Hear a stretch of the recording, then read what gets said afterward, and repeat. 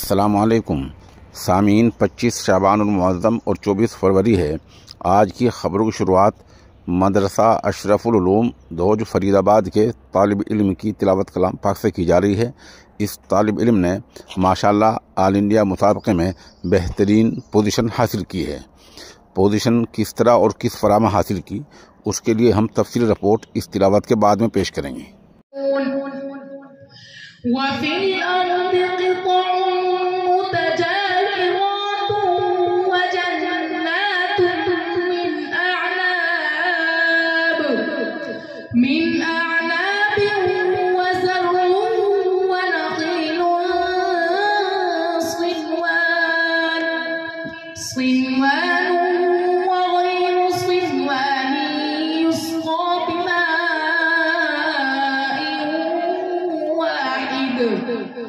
ونفضل بعضها على بعض في الأكل إن في ذلك لآيات لقوم يعقلون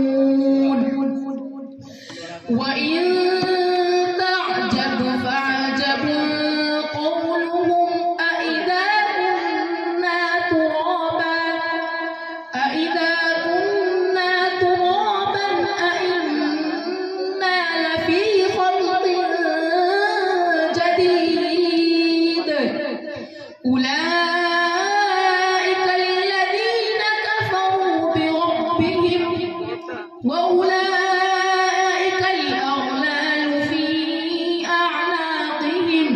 बस तीसरा सवाल वत्तबि मा यूहा इलैका मिन रब्बिक इन्नल्लाह कान बिमा तअमलून खबीरा। أعوذ بالله من الشيطان الرجيم واتبع ما يوحى إليك من ربك إن الله كان بما تعملون خبيرا وتوكل على الله وكفى بالله وكيلا. ما جعل الله لرجل من قلبين في جوفه وما جعل أزواجكم اللائي تظاهرون منهن أمهاتكم وما جعل أدعياءكم أبناءكم ذلكم قولكم بأفواهكم والله يقول الحق وهو يهدي السبيل.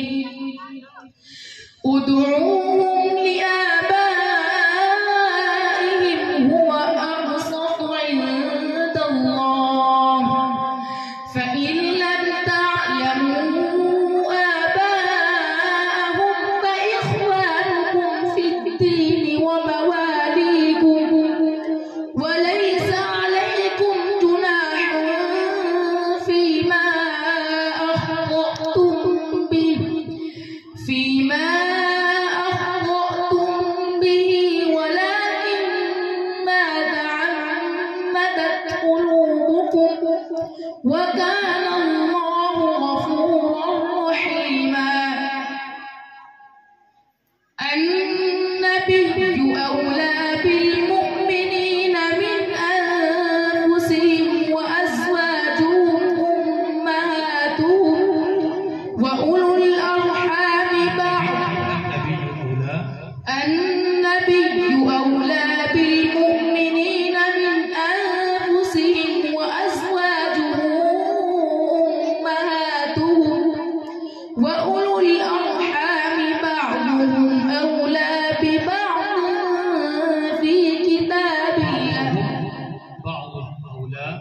ببعض في كتاب الله من المؤمنين. बस min anfusihim nun sakit na kung sa kailangan إخفاء حقيقي من أنفسهم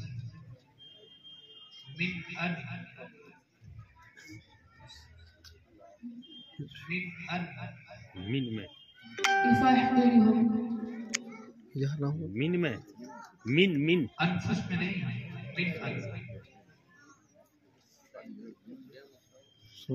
حمزہ کا مخرج بیان کیا أقصى يحلق يعني حلق آخر سينة كطرف ولا حصة. جيد. صدق الله العظيم.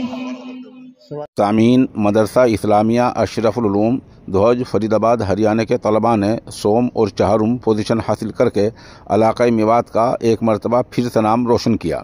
ماشاءاللہ محمد جاوید متعلم مدرسہ اشرف العلوم دھوج نے آل انڈیا مسابقۃ القرآن الکریم میں تیسری پوزیشن حاصل کر کے اپنے مدرسے اور علاقے کا نام روشن کیا ہے۔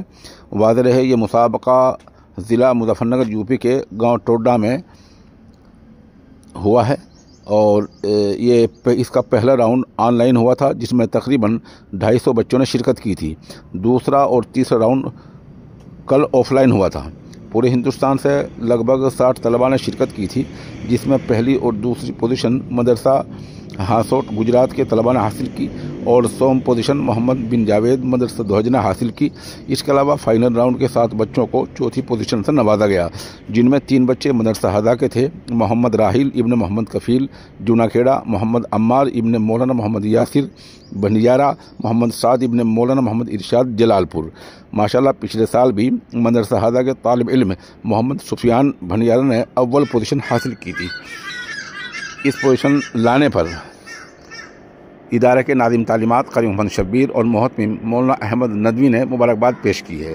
ساتھ ہی جامع صدیقیہ نوح کے محتمم مفتی تعریف سلیم ندوی اور مولانا مبارک علی اور مولانا لقمان وغیرہ نے بھی مبارکباد پیش کی ہے۔